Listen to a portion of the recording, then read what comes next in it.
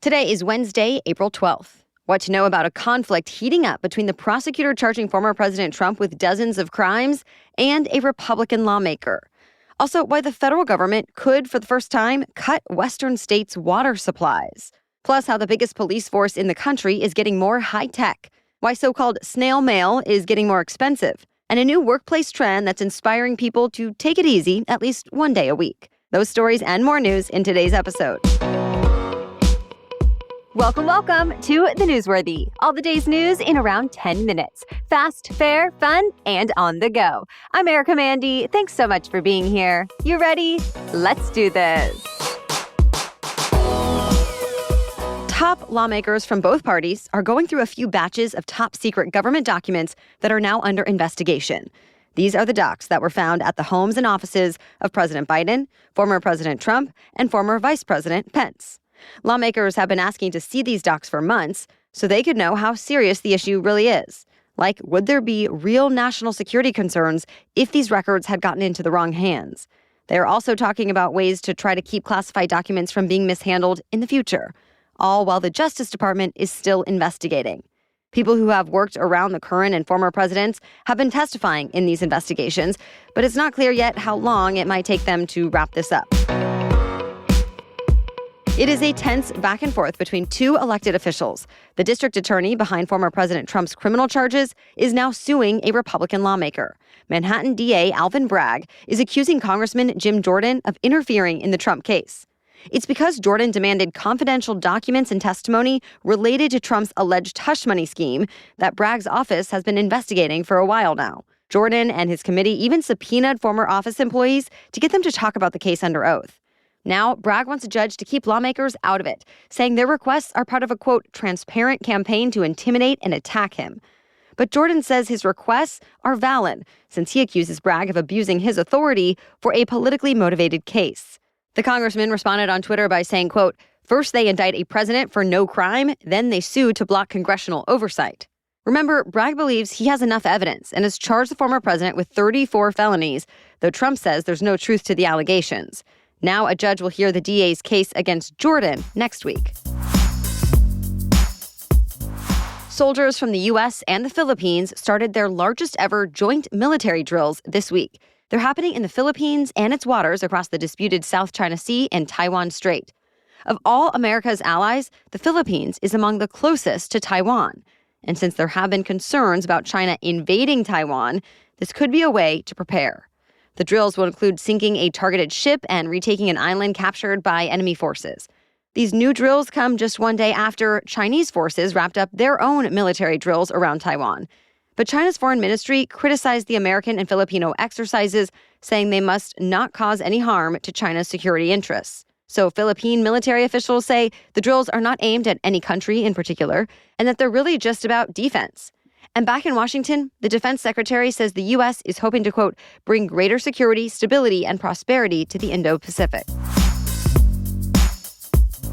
The Biden administration is trying to figure out how to save what's left of the Colorado River that many West Coast states depend on for their water supplies. In its latest proposal, it suggested evenly cutting water allotments and reducing the water delivered to California, Arizona, and Nevada by as much as a quarter. The size of those reductions and the idea of the federal government imposing them on states have never happened before in American history. But officials say it could be necessary since overuse and a 23-year drought have depleted the Colorado River. That's a huge deal since the river supplies drinking water to 40 million Americans. It irrigates 5.5 million agricultural acres, and dams on the river's two main reservoirs generate enough electricity to power millions of homes and businesses. The Biden administration is hoping to keep the river from getting so low that the water will stop moving at all. And even though recent storms did make a big difference for the drought this year, federal officials say it's likely the region returns to dry conditions, so it still needs a plan for water cuts. And it says it has three options. 1, do nothing and risk a worst-case scenario. 2, make reductions based on the most senior water rights, which is what's typically done. Or 3, do what we mentioned by evenly distributing the cuts. Officially, the Biden administration has not formally endorsed any option. But one Interior Department official told the New York Times they're leaning toward those even cuts. But what they really want is for the states that rely on the Colorado to reach an agreement among themselves. Either way, expect a lot more debate on this in the months to come. A final decision is expected this summer. More news is still coming up, but first, let's take a quick break for our sponsor, Rothy's. Have you gotten your Rothy's shoes yet? Spring is such a great time to get comfortable yet chic flats that you can throw on for a walk around the block or a brunch with friends or even a fancy night out. And April is the perfect time to be thinking about how the clothes and shoes and bags that you buy are made, since it's Earth Month. Yes, feel good about upgrading your wardrobe because Rothy's shoes and bags are made in a sustainable way and are designed to last longer in your closet since they're both durable and machine washable. Sure, I also think about being sustainable in other ways, like bringing my reusable bag to the grocery store. But I love knowing that my actions can also support a company that has repurposed 158 million single-use plastic bottles and counting, while also getting a new pair of my favorite shoes. Because everything I've bought from Rothy's is high quality, comfortable right out of the box, and super stylish, in addition to being sustainable. So for stylish and sustainable shoes, shop Rothy's. And you can get $20 off your first purchase at rothys.com/newsworthy. That's ROTHYS, rothys.com/newsworthy. All right, well, as we turn the corner on flu season, another sickness has been spreading quickly in the U.S. The CDC is tracking a spike in strep throat infections. They can lead to sore throats, fever, and swollen tonsils. Strep throat is highly treatable, though in rare cases it can lead to an invasive case of strep that invades the bloodstream. Those infections are uncommon, but the CDC says cases have been ticking up lately. Making matters worse, some forms of the antibiotic amoxicillin that are usually prescribed for strep are running low. There's a shortage on the liquid kind that's usually recommended for kids, though other forms of amoxicillin like tablets, capsules, and chews are not impacted by this. And drug makers are working on building up the liquid supply now. It's not exactly RoboCop, but the NYPD did just roll out crime-fighting robots. One is a remote-controlled canine called Dig-A-Dog that can climb stairs, detect dangerous gases, and more. It's meant to go into situations that may be risky for humans, like for inspections in dangerous areas, bomb threats, or hostage situations. There's also a new tracking system called Star Chase. That one will let police launch a GPS tag that will attach itself to a suspect's vehicle so officers can track it. Then there's an autonomous security robot equipped with more than a dozen microphones and a 360-degree camera, as well as sensors, a license plate reader, and more. It'll be deployed inside the Times Square subway station in a pilot program starting this summer, and then could move to other areas too. Some critics are against this kind of tech. They've raised concerns about surveillance and the weaponization of police. Others say it'll just be a waste of public dollars. But the New York City mayor defends the new tech, saying it's all about keeping up with the threats in the world around us. Some of it is already on the streets of New York now. Well, once again, it's going to start costing you a bit more to send mail. The U.S. Postal Service just announced its fourth price hike in the last 2 years. It brings the cost of a stamp to 66 cents. A big bump from just 2019 when a stamp would run you 50 cents. The USPS says the price adjustments are needed to get enough revenue to be financially stable, even though the Postal Service has gotten some help from Congress lately as well. The latest price change was just approved by the USPS Board of Governors and is set to go into effect in July.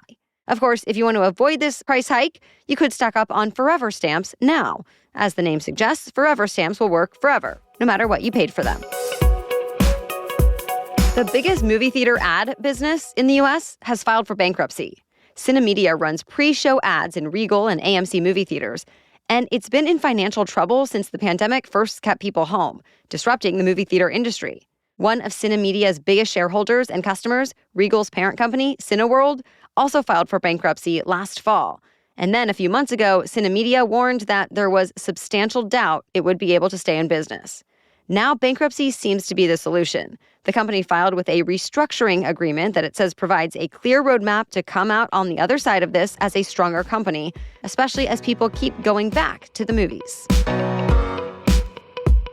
Well, Chipotle is the latest big company to announce it's going green in a major way.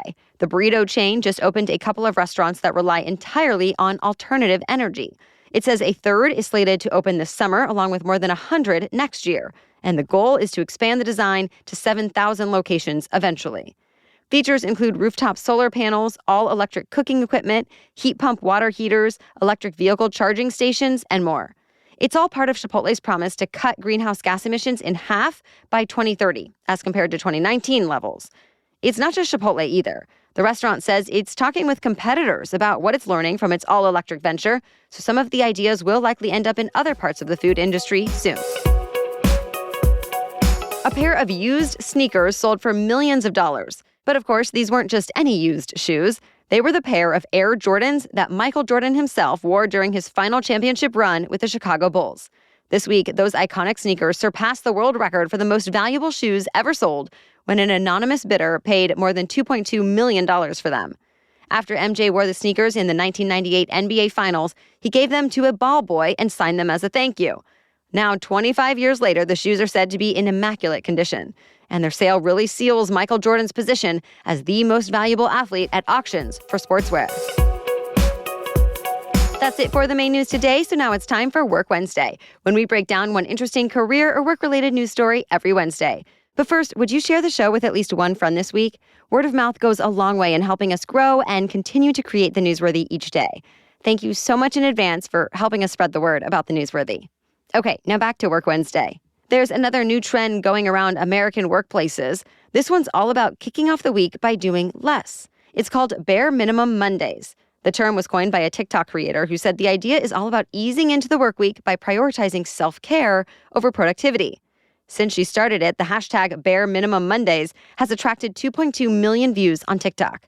People in different careers have posted videos about how they're embracing this trend, like a physical therapist who no longer takes patients on Mondays, or a startup founder who schedules only 3 things to get done each Monday. They're creating more of a work-life balance. And some people say once they took the pressure off, they started actually getting more done for their jobs, too. Others tell Fox Business they're not so open to this idea, saying Bare Minimum Mondays is just an excuse to be lazy. Of course, the trend doesn't work for everyone. Even the TikToker who coined the term admits it depends a lot on your job and your personality. She says it's really just about paying attention to what you're spending your time doing, no longer setting unrealistic expectations for yourself, and avoiding burnout. Well, thank you so much for joining us as part of your daily routine. We'll catch you up on more news to know tomorrow. Until then, have a great day.